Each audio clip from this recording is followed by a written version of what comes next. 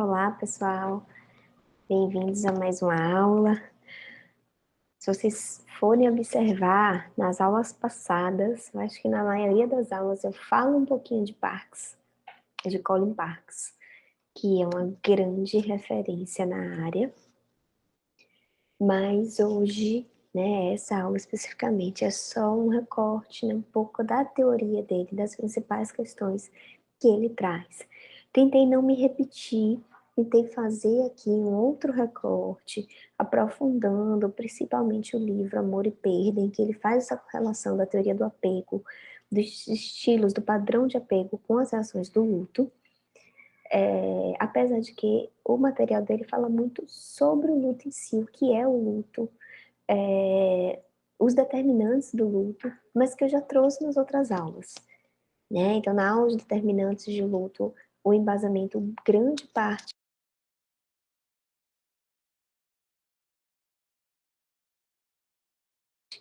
é dos textos dele, é da teoria dele.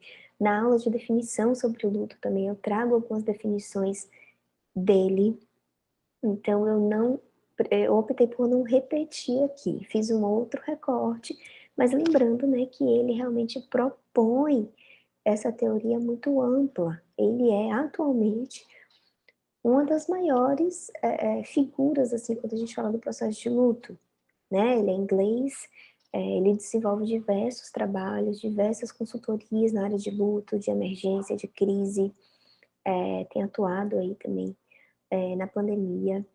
E na Inglaterra a gente sabe que lá tem muitos centros de luto. É um tema que lá é bastante desenvolvido, tem muita rede de suporte. E ele lá é uma das principais referências, tá? Ele ainda está vivo. Quem tiver interesse, inclusive, na plataforma, que é conduzida por Maria Helena Franco, a Life Alive, tem aula disponível dele, né? Tem como alugar essas aulas e ouvir dele mesmo essa teoria, né? Esse mundo digital nos ajuda nesse sentido. Já fiz, né? Já assisti algumas aulas dele, assim, virtualmente. Vale a pena, né? Então, eu fiz esse recorte, vou falar um pouquinho dessa teoria dele, que ele propõe. Então, ele fala das raízes do luto, das suas complicações. Então, ele tem 2 livros, assim, né, que são bem difundidos aqui no Brasil, que é Luto, Perdas na Vida Adulta, que ele traz realmente a definição de luto, o que é o luto, o que é essa experiência, e fala desses determinantes do luto. Então, ele faz essa avaliação do luto dentro de um contexto, quais são os fatores de risco, quais são os fatores de proteção, o que pode ajudar, o que influencia na vivência do luto. E tem o livro Amor e Perda, que também é uma grande referência aqui, em que ele faz essa relação, em continuidade, enfim, ele teve uma parceria com o Bowlby, desenvolveu o trabalho com o Bowlby, e ele discorre acerca da relação dos estilos, os estilos de apego e as reações de luto. Então, diante da forma como nos vinculamos, como reagimos ao processo de luto. Então, isso que eu tentei, né, fazer um recorte para apresentar para vocês na aula de hoje, certo? Então, ele é um psiquiatra britânico. Em 1950, ele começa a levantar muitas questões sobre luto, trabalhou com Bowlby, e amplia, né, um pouco dessa perspectiva da etologia e do apego, considerando o impacto da cultura no processo de elaboração da perda e as relações entre desenvolvimento psíquico, trauma, doença mental e luto. Então, ele se baseia, sim, bastante nos estudos de Bowlby, e ele amplia essa visão. Então, ele traz, como eu estava falando, né, dos determinantes, ele traz diversos elementos culturais, ele olha para esse fenômeno dentro de um determinado contexto, e como é que ele se manifesta, como é que ele se comporta, e de que forma podemos intervir nesse processo, né? Então, ele começa falando das raízes do luto, e a transitoriedade da vida que engrandece o amor. Quanto maior o risco, mais forte se torna o vínculo. para a maioria de nós, o fato de que um dia perderemos as pessoas que amamos e elas a nós, nos aproxima delas, mas se torna um sino silencioso que nos desperta no meio da noite. Então ele já começa fazendo essa relação entre a força do vínculo e a força do processo de luto, a força da reação à perda, né? Quanto mais intenso o luto, maior provavelmente será essa reação. E ele levanta que quanto mais nos vinculamos só na projeção, só na perspectiva de perder, a gente se vincula ainda mais. Ou seja, quando a gente passa por uma situação em que nos coloca assim nessa iminência da morte, ou nos coloca em reflexão sobre a finitude, a gente o quê? A gente se aproxima mais, a gente valoriza mais, a gente aproveita mais o tempo que estamos juntos daquela pessoa. Então ele levanta essa questão, sempre fazendo essa relação entre amor e perda. E aí ele vai fazendo alguns questionamentos, né? Então, os problemas que levam os adultos enlutados a buscar ajuda psiquiátrica podem ser atribuídos em algum grau aos tipos particulares de apego? Essa é a principal questão que norteia os estudos dele e a pesquisa que ele realizou, uma vasta pesquisa, estudando principalmente o luto pela morte do cônjuge, como essas pessoas reagiam a esse processo. Então ele fez uma longa pesquisa que ele discorre nesse livro e vai fazendo essa relação, né? Tem a ver esse tipo de apego, tem a ver com essa reação. Por que algumas pessoas precisam, né, buscar esse suporte psiquiátrico, precisam buscar uma ajuda profissional e outras lidam de maneira mais tranquila, muitas vezes, tem reações mais organizadas, mais funcionais, ou que conseguem dar conta das próprias reações, sem conseguir esse suporte. Então, ele vai levantando essas questões nesse estudo que ele faz. E aí ele levanta que cada padrão de apego possibilita ao indivíduo desenvolver estratégias de enfrentamento de acordo com os pais que tem. E aí ele está falando dessa ideia básica, inicial, da infância, lá da teoria do apego, né, lá da primeira aula.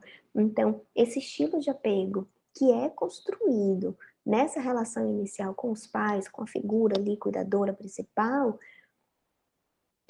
elas nos fala sobre o enfrentamento da gente na vida.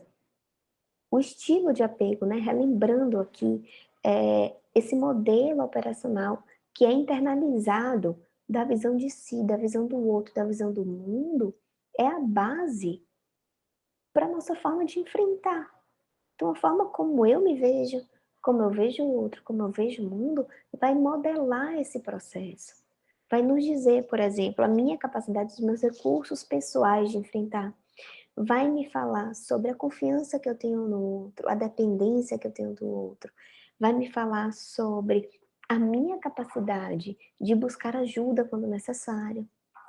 E vai me falar também sobre acreditar, sobre ter expectativa, sobre ter esperança de que o mundo é um lugar confiável, de que o mundo é um lugar possível, né? Que eu posso, por exemplo, expressar as minhas emoções, que eu posso expressar o meu pesar, que eu posso expressar as minhas dificuldades, porque é um ambiente seguro. Então, essa relação entre o estilo de apego e o enfrentamento, ela é muito significativa. Não é só o vínculo que eu tenho com a minha mãe, o vínculo que eu construí com a minha mãe quando eu era criança, mas o que eu internalizei sobre a vida, que modelo operacional foi esse que eu internalizei, qual foi a forma de ver, de me ver e de ver o que está ao meu redor. E isso está relacionado, é isso que ele busca na relação que a gente constrói com o enfrentamento, com o luto, com a expressão desse pesar. Então, essas estratégias estão acompanhadas por suposições a respeito do mundo e de si, que podem persistir até a vida adulta.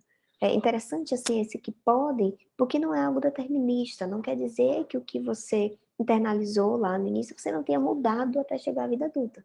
Pode ser que ao chegar, né, que nesse caminho, que nesse processo você tenha tido outras relações, tenha tido outros encontros que tenham modificado um pouco esse estilo inicial de apego, tá?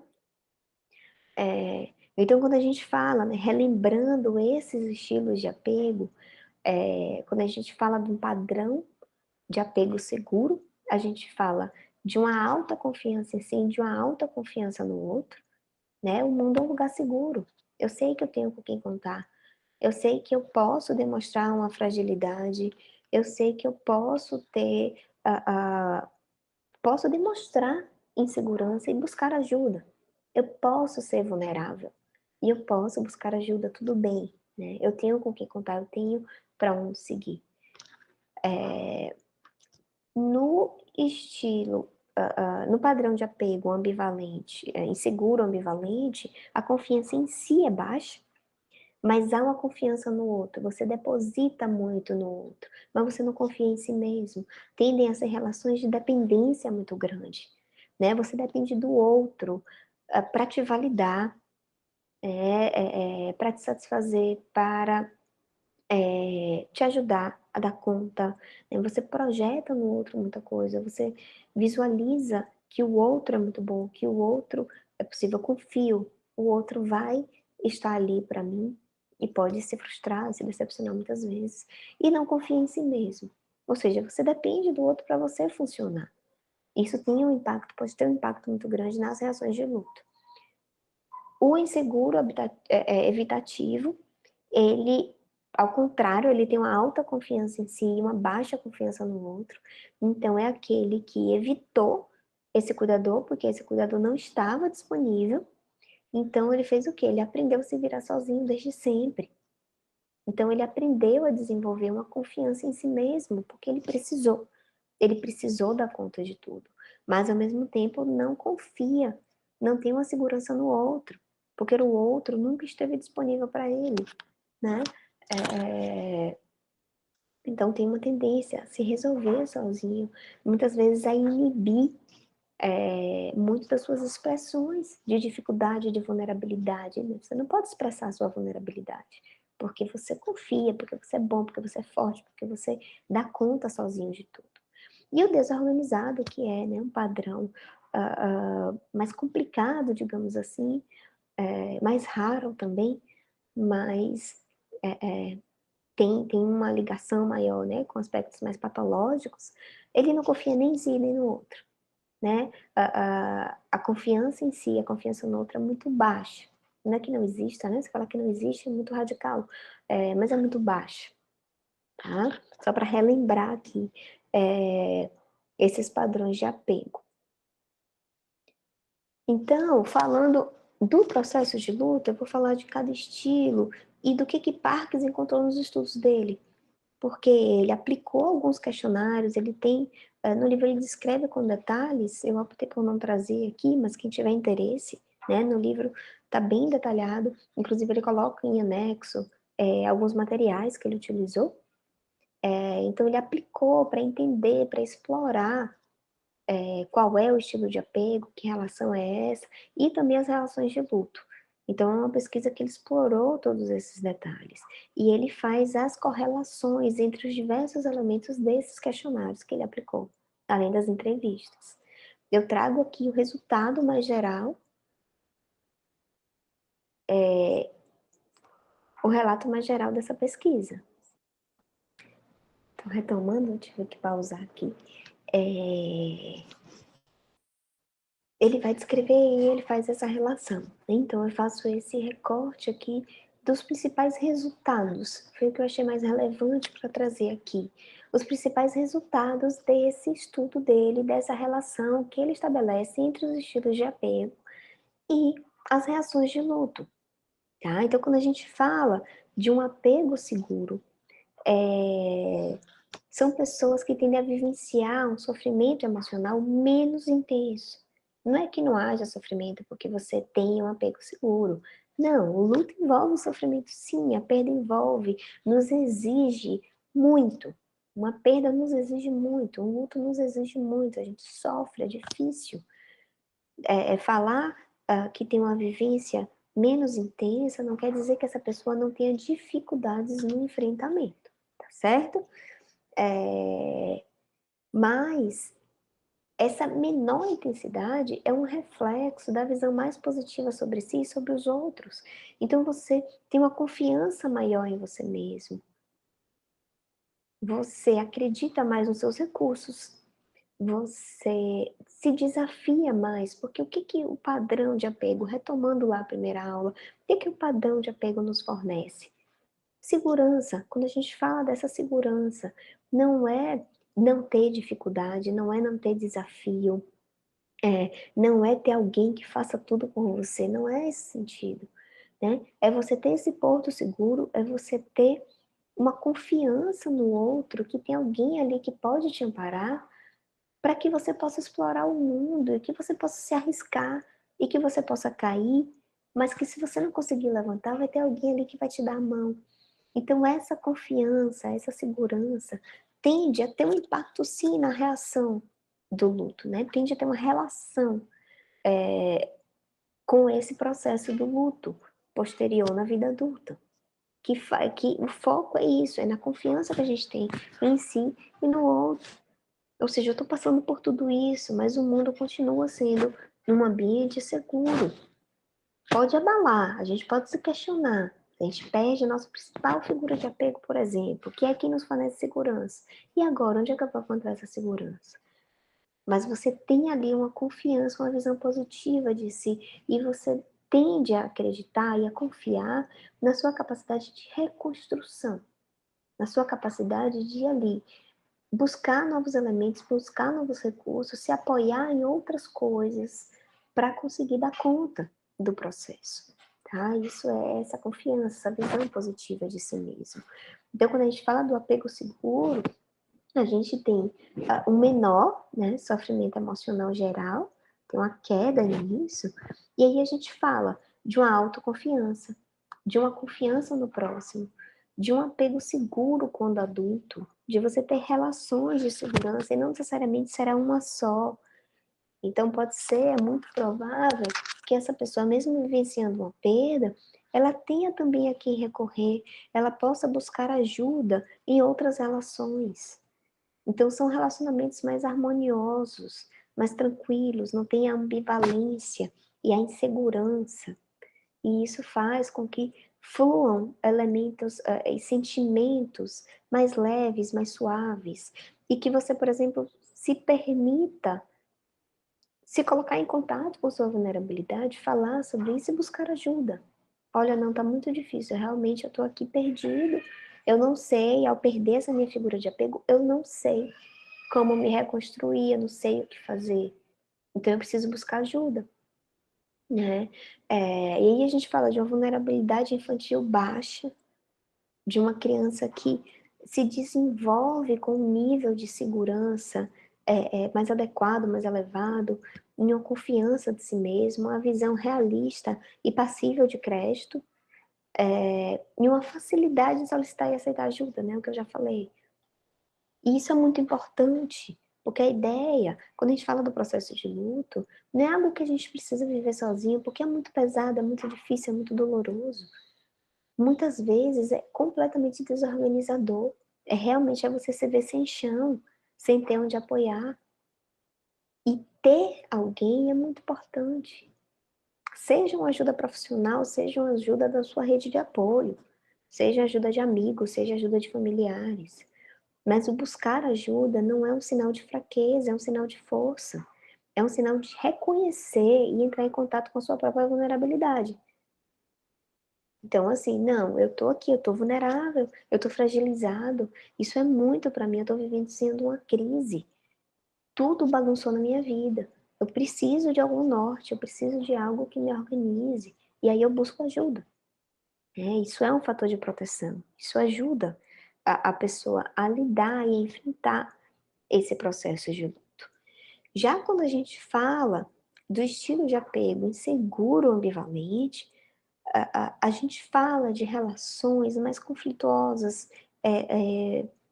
mais intensas emocionalmente falando. São relações que tendem a ter uma dependência, um nível de dependência muito grande. Então, eu confio muito no outro, mas eu não confio em mim. Ou seja, eu preciso do outro para validar tudo que eu faço. Eu preciso do outro para sustentar a minha caminhada. Porque eu não sustento sozinho. É diferente de eu me arriscar, eu caminhar, eu cair e ter alguém para me levantar, né? Quando a gente fala de uma relação de dependência, a gente precisa da pessoa para dar cada passo. A gente não consegue se arriscar, a gente não consegue encarar os desafios, porque a gente não confia na gente mesmo. Eu não tenho confiança em mim. Então, como é que eu vou me arriscar a enfrentar essa dificuldade, a enfrentar esse desafio? Né? Eu não consigo. É muito para mim. Então, essa relação dependente na vida adulta é um fator de risco para reações problemáticas no processo de luto. Principalmente se a dependência é da pessoa que morreu, né? Se eu tenho uma relação de dependência com essa pessoa e essa pessoa morre, realmente eu perco o chão, literalmente. Porque eu não vou ter ali quem me sustente, eu não vou ter quem me guie, eu não vou ter quem me valide. Mas essas reações problemáticas não são somente nessa relação, tá? A gente tende a levar um padrão, a estabelecer um padrão nas relações que a gente constrói. Vai ter provavelmente uma principal ali, mas as outras vão envolver também essa ambivalência e essa dependência e essa necessidade de aprovação e essa necessidade de validação e de suporte. Então, tende a ser aqui eu estou trazendo resultados da pesquisa, né? Tem um embasamento científico aí dos estudos de Parks.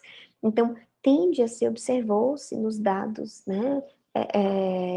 Um predomínio de um luto severo e duradouro, além desse sentimento de solidão após a perda, de realmente de desamparo, porque aquela pessoa que era referência, em que você dependia, ela não está mais ali. Então, é um desamparo, uma solidão. Aquilo ali é, perde o sentido, a minha vida perde o sentido, em grande parte. Então, tem um risco, sim, de complicação, é um fator de risco quando a gente fala, né, de determinantes no processo de luto. Dentro do apego inseguro ambivalente, se tem uma visão do mundo como perigoso, sendo necessário manter-se próximo daqueles a quem se é vinculado. Isso é outro fator que aumenta esse risco. Porque se o mundo é perigoso e a gente precisa estar próximo a quem é vinculado, se essa pessoa não está mais ali, se essa pessoa está morta, a insegurança predomina. Então você se vê em um mundo que é perigoso, que não é seguro, e você não tem aonde se apoiar, porque a sua relação de dependência, aquela pessoa que é a sua segurança, ela não está mais ali e você não confia em si mesmo. Então não há nenhuma internalização, né, daquela figura. Eu preciso literalmente daquela figura para me conduzir, porque eu sozinho não dou conta, né? E aí Parks levanta uma questão que não necessariamente, o que ele conseguiu observar, não necessariamente estilo de apego é a mesma coisa de apego, é a mesma coisa da relação em si. Então, a pessoa ela pode ter desenvolvido um estilo de apego inseguro, ambivalente, mas ela se encontrar em uma relação conjugal, que é o recorte que ele faz de estudo, segura. Naquela relação ali há uma insegurança. Então, tem nuances aí nesse processo. É uma pessoa, a relação em si é segura. Não é uma pessoa que é ambivalente, que responde de forma ambivalente. Entende? Você tem um estilo inseguro, ambivalente. Você internalizou isso, é um processo, enfim, que foi reforçado, inclusive no seu desenvolvimento. Não teve momentos, né, no seu desenvolvimento em que isso mudou, ou que tenha mudado drasticamente, lógico que em toda relação, em todo encontro, a gente se modifica de alguma forma, né? Mas não a nível de mudar esse padrão, mas você encontra uma pessoa em que você tem essa insegurança, você tem esse padrão de depender, eu confio nele, eu dependo dele, eu preciso dele para tudo, mas a pessoa responde a essa relação de maneira segura. Então você pode ter uma relação construída de forma segura, de uma pessoa que está presente, mas que te estimula, que te incentiva, muitas vezes que tenta cortar essa relação de dependência, né, que não responde de maneira ambivalente. Às vezes está disponível, outras vezes não, né, uma pessoa que se mostra segura, tá? Então, tem uma coisa, o estilo de apego padrão que é internalizado, e aí essa forma de você ver o mundo, ver o outro e ver a si mesmo, e outra coisa é a qualidade da relação em si que se estabeleceu, né? Ele levanta essa questão, eu achei importante colocar aqui, né? Porque são dois elementos para se avaliar. E aí, quando a gente fala desse apego inseguro ambivalente, a gente fala de uma autoconfiança baixa, uma confiança no outro alta. É muito comum a ansiedade de separação, então, ao se separar, ao se ver distante da pessoa, há um comportamento, uma relação de luto mesmo, de ansiedade muito intensa, de desorganização, de sintomas físicos, de sintomas emocionais, que é o que acontece na ansiedade de separação, o medo de não ter o reencontro, o medo de estar sozinho, o medo de estar abandonado. Tem uma mágoa das figuras de apego, uma dificuldade em responsabilizar-se, é um apego inseguro quando adulto e tendem a ser relacionamentos conflituosos. Eu já tinha falado sobre isso, com muita ambivalência. Então, se predomina, né? Tem uma intensificação desse sofrimento emocional geral, é intensificado, porque quando a gente fala, né? Quando a gente fala dessa ansiedade, dessa ambivalência, a gente fala de pessoas que estão constantemente em um sinal de alerta.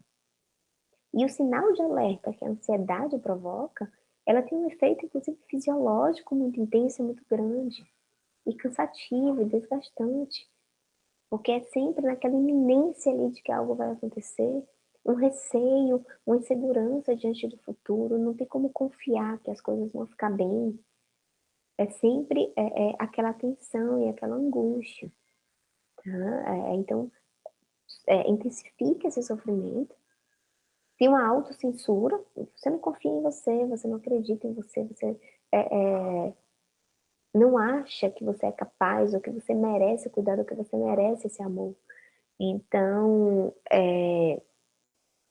você se censura, você se critica, você se julga muito.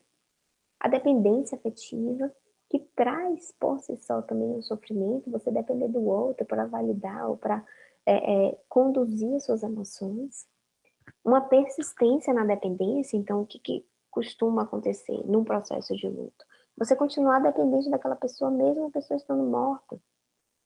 Mas gera isso a nível psicológico, a nível emocional, né? De pensar o que aquela pessoa diria, ou de não conseguir realmente seguir, conduzir, pensar, planejar, porque aquela pessoa não está mais ali.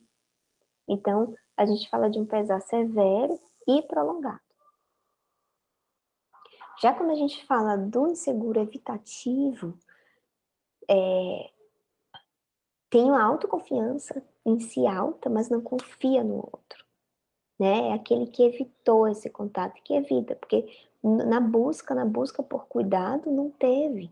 Então aprendeu que não adianta buscar, porque eu não vou ter. Então eu preciso me virar sozinho. Então, é muito comum identificar uma dificuldade em expressar esse pesar na infância e na vida adulta, né? Inibe, se eu não posso contar com outros, eu não posso contar com o mundo, para que eu vou dizer que eu tô triste? Para que eu vou expressar meu sofrimento? Né? Eu vou deixar aqui comigo mesmo e vou arranjar um jeito de dar conta sozinho. Mas, quando a gente fala do luto, se esse pesar é reprimido, a gente fala de um risco grande aí, de um luto, por exemplo, adiado, que é um luto que pode ser um luto complicado, que pode ter um contorno aí complicado. Se a gente adia, se a gente reprime esse luto, ele tende a persistir por mais tempo do que o curso normal.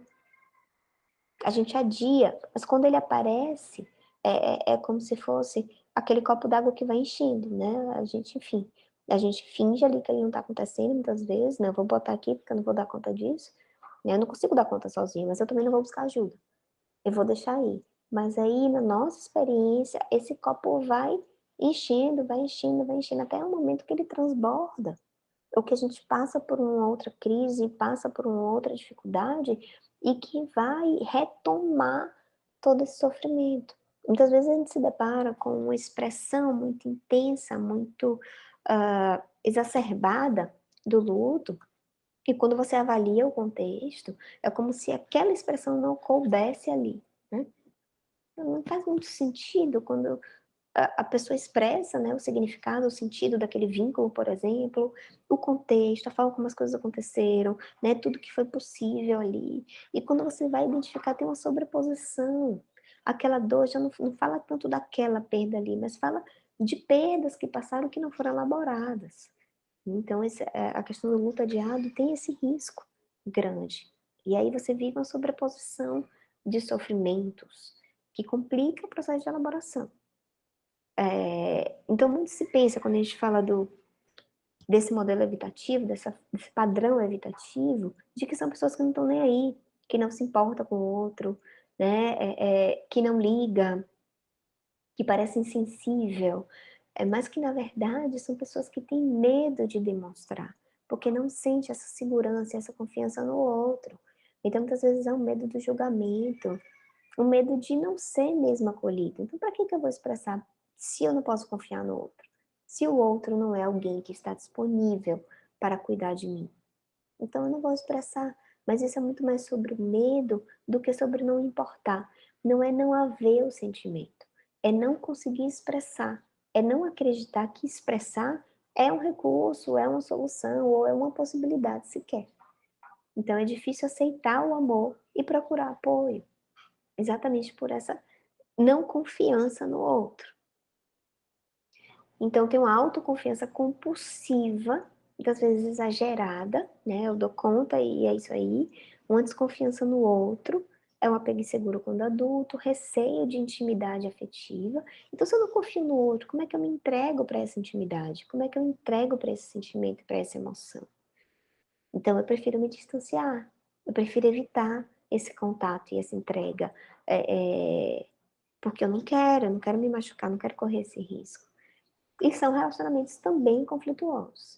Então, nesse panorama, é um sofrimento emocional geral que também é intensificado, que também se amplia nesse contexto. Porque há uma inibição emocional, tende a haver uma agressão e uma assertividade no processo, né? Uma não permissão de entrar em contato, de invadir o espaço, né? De dividir, de mostrar vulnerabilidade. Uma autoacusação, pesar e solidão intensos e duradouros, né? Porque eu não posso buscar ajuda, eu não posso ser fraco. E o nosso mundo reforça muito isso, né? Nossa cultura reforça muito isso, da força. Então, mesmo para quem tem um padrão seguro, né? Para quem não tem dificuldade em pedir ajuda e reconhecer talvez uma certa vulnerabilidade, é, a nossa pós-modernidade, a nossa cultura dificulta já isso, porque é a vida que segue. A gente precisa ser forte, né? Chorar é sinônimo de fraqueza. Você tem um certo tempo do processo de luto. Depois você precisa seguir. Você não pode ficar aí chorando. Você está perdendo tempo. A vida está correndo, né? Imagina para alguém que já não confia nesse mundo, que já acha que realmente precisa dar conta sozinho, né? Mas aí para e imagina como é para essa pessoa lidar com isso, né? Porque o sofrimento está ali, a perda está ali, a desorganização, o medo, a angústia. E como é para essa pessoa ter que pensar, ou ter esse padrão, né? Assim, eu preciso dar conta sozinho. Mas essas emoções de alguma forma transbordam, porque na maioria das vezes dar conta sozinho é impossível. E a gente precisa, né, de alguma rede de apoio, de alguma rede de suporte.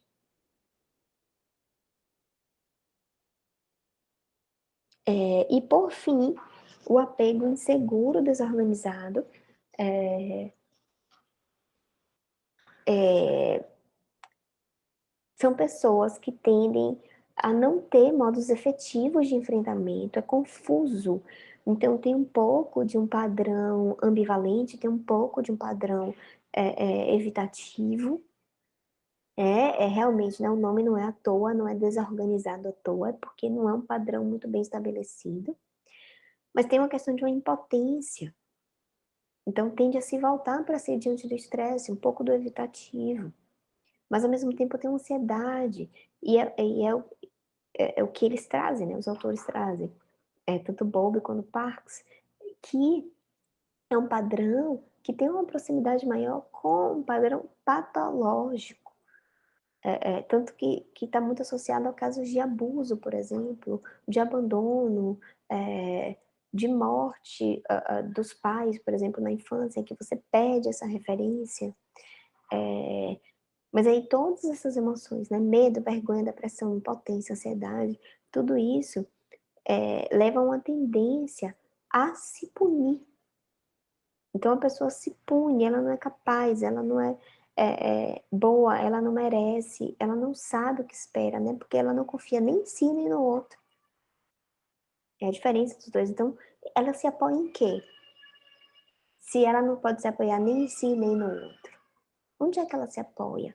Por isso que se fala nessa proximidade de algo mais patológico, né? Então, uma ansiedade que pode se inclinar para o pânico, de uma depressão, de uma falta de recurso mesmo. Então, muitas vezes, a pessoa ela pune a si mesma. E aí essa associação com o suicídio, né? Não a nível do patológico, mas de você se punir, porque você, né, não é digno disso, você não merece, você deve ser o culpado, e muitas vezes é uma estratégia e um recurso para dar conta do sofrimento, já que você não tem esses modos efetivos para enfrentar. Então, a autoconfiança baixa, uma desconfiança no outro, né, uma vulnerabilidade infantil alta, congelamento e discrição, estratégias de passividade e complacência. É um padrão realmente muito, muito desafiador, muito difícil de lidar, inclusive de intervir. E esse sofrimento tende a ser o mais intenso possível, né? E aí realmente a gente fala de padrões mais complicados da reação no processo de luto, né? Você não tem onde se apoiar, você não tem esse vínculo inicial, você não confia em si, você não confia no outro, o que que você faz? Então, pânico, depressão, né? Medicação, uma autoanulação, problemas com álcool, né? Ele fala do álcool, mas a gente pode ampliar para o uso, né? O abuso, na verdade, de substâncias, voltar-se para dentro, e no que você volta para si mesmo, você tende a se punir, você tende a se culpar, você precisa encontrar uma válvula de escape para esse sofrimento, e acaba sendo, né, para si mesmo, tá? Então, fazendo agora, né, para além dessa relação, vou tentar fechar aqui com alguns elementos da teoria também de Parks. Então, um outro conceito que é muito importante, muito relevante, para a gente compreender o luto. Então, ele fala do luto como uma importante transição psicossocial, né, essa teoria da transição psicossocial com impacto em todas as áreas de influência humana. Então, estudar o luto requer uma visão que não seja restrita ao psiquismo, não é só a psicologia ou a psiquiatria, a gente precisa ampliar, são raízes, né? Tem raízes em diversas áreas do conhecimento. Só quando a gente fala das dimensões do luto, eu acho que aquela aula, aquela imagem, aquela visão mais ampla já nos coloca essa necessidade. A gente precisa, não que a gente precisa dominar todas as áreas de conhecimento, mas a gente precisa dialogar com todas as áreas de conhecimento. A gente precisa entender que a nossa visão é restrita. Em uma das aulas eu falei sobre isso, né? A gente não tem como ter um olhar completo do fenômeno, né? 100%, é impossível. A gente sempre tem recortes, mas a gente precisa saber que tem aspectos, né, que a gente não consegue ter propriedade para aprofundar, mas talvez a gente precise encaminhar, a gente precisa fazer ponte, a gente precisa discutir em uma supervisão, a gente precisa buscar outros olhares, a gente precisa buscar parcerias, e saber em qual momento a gente vai dar um enfoque, porque lógico, como a gente não consegue ter a visão completa, a gente vai fazer recortes e focar no que é emergencial, no que é necessário ali naquele momento. Quando a gente fala de aconselhamento mesmo, que é aquele contato inicial, eu tenho feito muito esse trabalho, suporte agora Covid. né? Então a gente tem um atendimento que a gente precisa ter esse olhar mais amplo, identificar, né? A gente tem elementos ali que a gente busca para entender qual é o risco que aquela pessoa está vivendo naquele momento. Então ela está vivendo o luto dessa forma, de uma maneira mais geral. O que ela precisa para encontrar os recursos para enfrentar? E aí a gente reconhece que a gente não vai dar conta do todo, mas a gente tem que dar conta do que é principal, precisa ter essa visão, esse olhar apurado sobre o fenômeno, para que a gente possa conseguir fazer essa avaliação diagnóstica, né? Mas são recortes. Mas a gente precisa, né, dessas raízes em diversas áreas do conhecimento, precisa ampliar essa visão. Então, o luto é, afinal, uma resposta normal para o estresse que, embora raro na vida de cada um de nós, será vivido pela maioria mais cedo ou mais tarde, sem que seja considerado uma doença mental. Eu já trouxe isso em outra aula, né, mas eu quis trazer de novo propositalmente, né, para reforçar que isso é de Parks, né, eu sempre coloco aqui as referências pequenininho, né, nos slides, mas eu acho importante, né, reforçar aqui essa perspectiva dele e dessa relação do amor e da perda, né? Então, a dor do luto, ela é tanto parte da vida quanto a alegria de viver. É talvez o preço que pagamos pelo amor, o preço do compromisso. Então, é essa relação do risco que a gente corre ao se vincular, ao amar. No momento que a gente ama alguém, a gente corre o risco de perder, de sofrer. E aí, né, eu já coloquei, inclusive, isso algumas, como questão para algumas pessoas, assim, valeu o risco, né? Porque muitas pessoas vêm com esse discurso, assim, eu não quero me envolver de novo, eu não quero passar por isso de novo, eu não quero esse sofrimento. E eu tento resgatar o amor, eu tento resgatar os aspectos do vínculo ali que existiram, que se consolidaram, né? Que foram relevantes, para que a visão da pessoa possa ter essa amplitude também. Claro, tô sofrendo assim porque realmente é uma pessoa muito significativa, é uma pessoa que foi importante nisso, nisso e nisso, é uma pessoa que teve esse papel na minha vida, é uma pessoa que me fez ser esse aspecto que eu sou hoje, né? Lógico que esse tipo de intervenção tem um momento adequado, né? Enfim, você não vai receber uma pessoa e você vai, né? Levantar toda essa questão do risco, mas é uma forma de você voltar para o processo do vínculo, para a relação, e muitas vezes ajuda no processo de construção de significado, de sentido, para a perda. E dessa transição entre amar a pessoa presente para amar a pessoa em sua ausência. Então, isso é o tipo de intervenção que ajuda, né, nessa construção aí, nessa narrativa, de fazer essa transição, sabe? Tá, então realmente ela teve todo esse papel, ela foi isso tudo em vida. Mas agora que ela não está mais aqui, ela continua sendo a pessoa que me ensinou a fazer isso. Ela continua sendo a pessoa que me fez ser esposa, a pessoa que me fez ser filha, a pessoa que me fez ser mãe, né? Enfim, tem algo que permanece, é facilitar esse processo de transição, né? Então, o amor é esse laço psicológico que vincula uma pessoa a outra por um longo período, tá? É, Então tem esse estigma, Parks trabalha com isso também, no que ele levanta, inclusive, esses determinantes do luto e de como ele se expressa culturalmente, socialmente. Então ele levanta essa reação da sociedade, o tabu da morte. E a dificuldade que nós, enquanto sociedade, temos de aceitar o tempo necessário para viver o luto. E tudo que a gente impõe como necessário, e tudo que a gente faz para que isso seja abreviado, para que isso seja distante, para que a gente não precise entrar em contato. E todos nós somos responsáveis por isso. Tá? Para além de profissionais que estamos aqui, né, em busca de conhecimento, nós somos pessoas. E nós também temos nossos desafios, nós também temos nossas dificuldades, muitas vezes sustentado ao do outro. Enquanto profissional, não. Né? Enquanto profissional, é o nosso papel, é a nossa obrigação.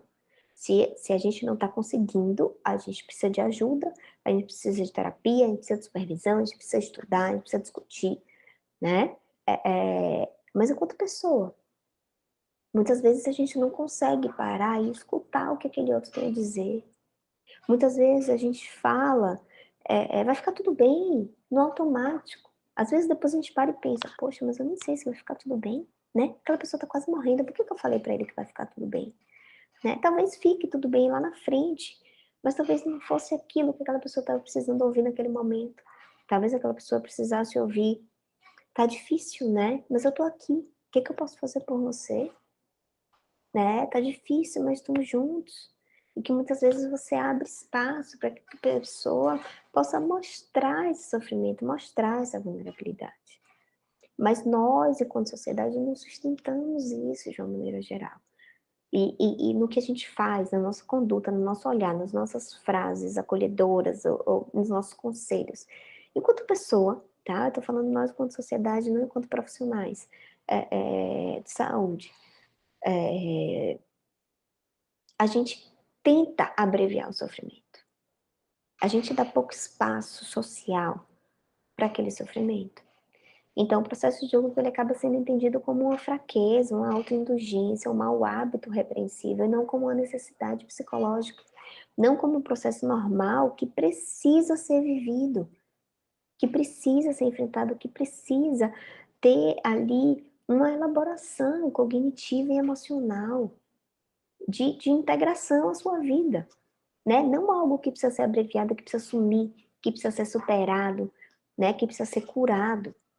Não, né? A gente não elimina, a pessoa morre, mas a gente não elimina aquela pessoa da nossa vida. A não ser que a gente elimine junto a nossa história, que a gente esqueça que aquela história existiu, né? Mas isso também não é eficaz, a gente sabe aí, todos os recursos, independente da abordagem, a gente sabe que não existe muito isso, né? De esquecer, a gente esquece, mas vai para algum lugar, né? Faz parte, nos constitui, tá na nossa narrativa, tá no que a gente tá no inconsciente, tá em algum lugar. Mas a gente não esquece, apaga e finge que não existe. Quer dizer, a gente finge que não existe, né? Mas não deixa de existir, né? Então, é difícil, é um desafio constante. O trabalho com luto também é esse desafio.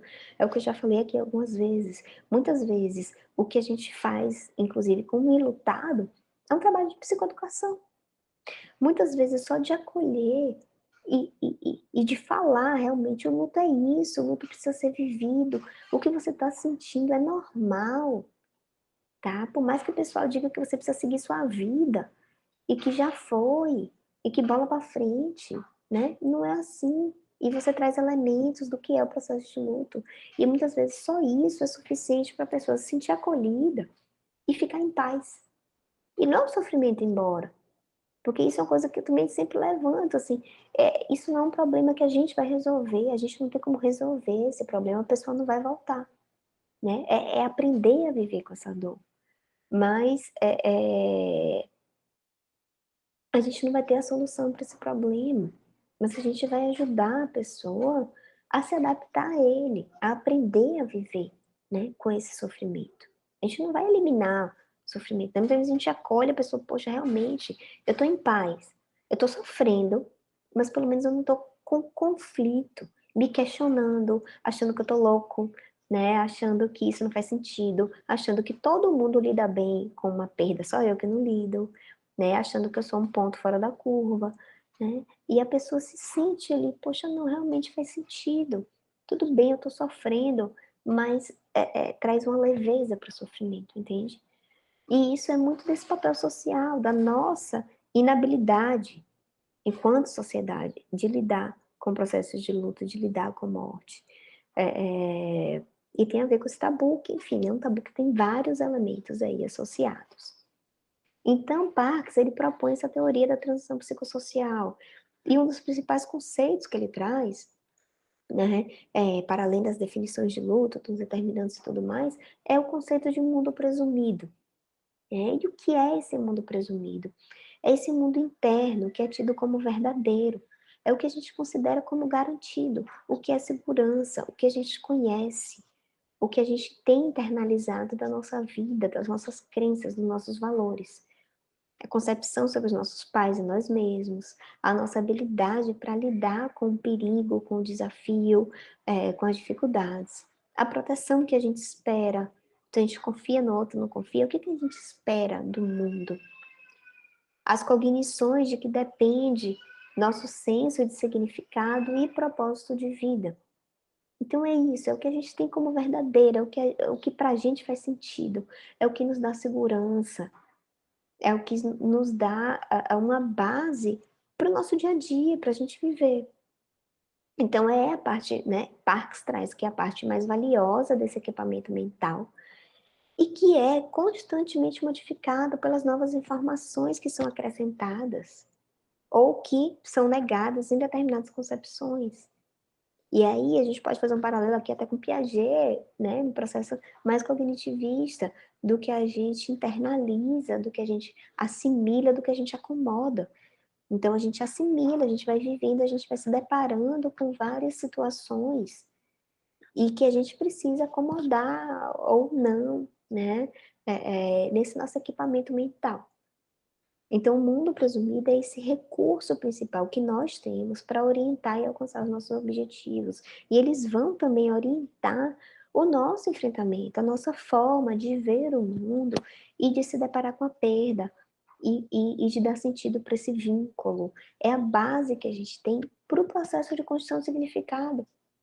Inclusive, quando a gente fala do luto, né, da perda, a gente perde e a gente vai precisar modificar tudo isso aí e atualizar tudo isso aí, né? Então, todos os acontecimentos que provocam mudanças importantes na vida, sobretudo os inesperados, desafiam esse nosso mundo presumido e provocam uma crise durante a qual podemos ficar inquietos, tensos, ansiosos e indecisos, até que essas mudanças necessárias sejam feitas. E aqui a gente pode falar do processo de luto, que desafia nosso mundo presumido, muitas vezes bagunça e nos faz questionar tudo aquilo que a gente estava acostumado, tudo aquilo que a gente acreditava, para de acontecer, muda, modifica. E a gente não consegue dar conta, é como se a gente não tivesse recurso ali. Poxa, isso é novo, chega uma crise e abala, é novo. O que a gente faz com isso? Então, a gente precisa, né, é um desafio para que essas mudanças necessárias sejam feitas.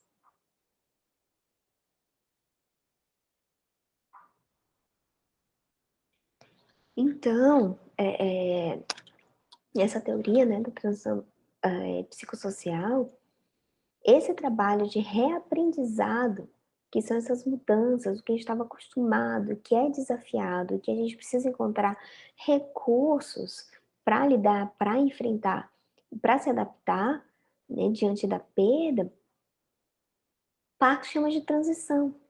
Então, o luto é essa transição psicossocial, né? É uma transição, é uma mudança. A gente vive uma ruptura, a perda impõe uma ruptura naqueles modos que estamos acostumados a viver e a gente precisa se adaptar. Isso é uma transição, é uma mudança, é um processo de transição. Então, no passado se falava, né, dessa elaboração do luto. E Parks propõe esse processo de transição psicossocial. É uma mudança na vida e uma adaptação a viver após essa perda.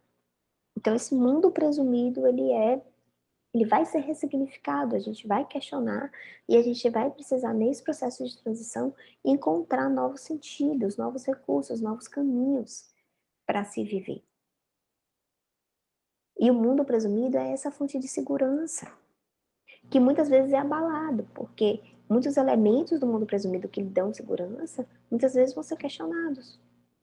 Quando a gente fala, por exemplo, ali, não, eu tenho um filho, mas eu estou me sentindo segura, porque criança, né, criança é saudável, criança está bem, né, no ciclo de vida, a gente espera que as pessoas vão morrer quando elas estão lá velhinhas. E aí, de repente, seu filho adoece, e você se depara com a morte de um filho, e isso abala toda a estrutura. Algo que era ali, sua crença de segurança, você vai questionar, e quem é responsável, e a quem você vai atribuir a culpa, enfim. A perda de uma pessoa amada trará a necessidade de nos lutarmos por essa pessoa, ao mesmo tempo que temos de rever nosso mundo presumido, então reforçando novamente. O luto é um trabalho cognitivo e emocional, envolve cognição e emoção. não é só o que a gente sente, a dor que a gente sente diante de uma perda, mas é todo o trabalho que envolve essa transição, todo o trabalho que envolve ressignificar, trabalho que envolve rever nossos conceitos, esse mundo presumido, e readaptar a nossa rotina, a nossa vida, certo? Isso é muito importante, isso é uma das grandes contribuições que ele traz. Então, a nível de perspectiva teórica, né, ele traz a teoria do apego, que explica a necessidade urgente de chorar e procurar por alguém que foi perdido. É a proposta de Bowlby, quando ele fala, né, todo o trabalho que ele traz sobre a separação, apego-separação e perda. E na teoria da transição psicossocial, ele propõe essa explicação da necessidade de repensar e replanejar a vida diante de uma mudança importante.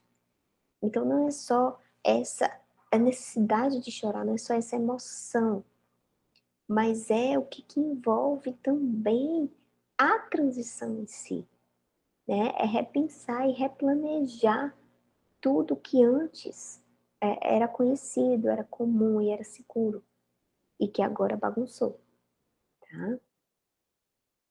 Então, né, como síntese, apego e perda, que são fases opostas da mesma moeda, a impossibilidade de não correr risco. Então, nós somos seres relacionais, nós nos vinculamos, nós estamos sempre correndo riscos, né, de perder, de sofrer diante da perda.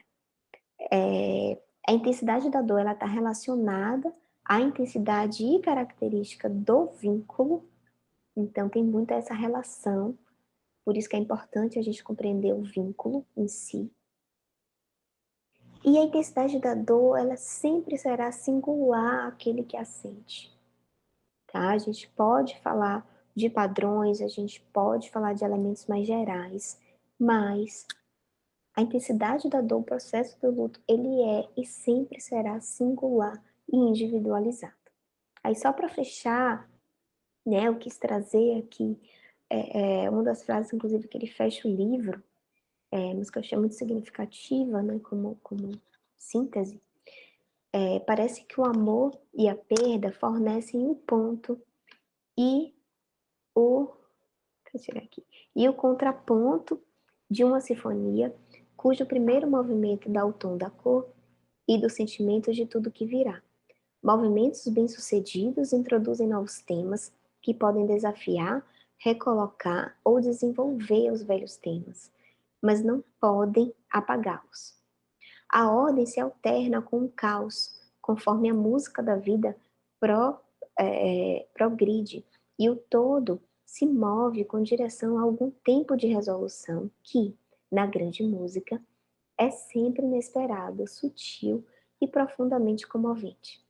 A melhor música, assim como o melhor teatro, é a mais triste, e sua grandeza repousa na emergência de expressar a discórdia, a perda e a dor. Então, o sublime da música, como na vida, reflete a busca humana por significado, pelo entendimento da eternidade e pela transcendência da insignificância do eu.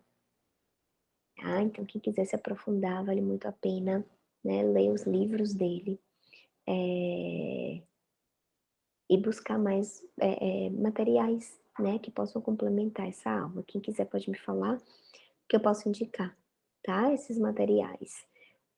Vejo vocês no próximo vídeo.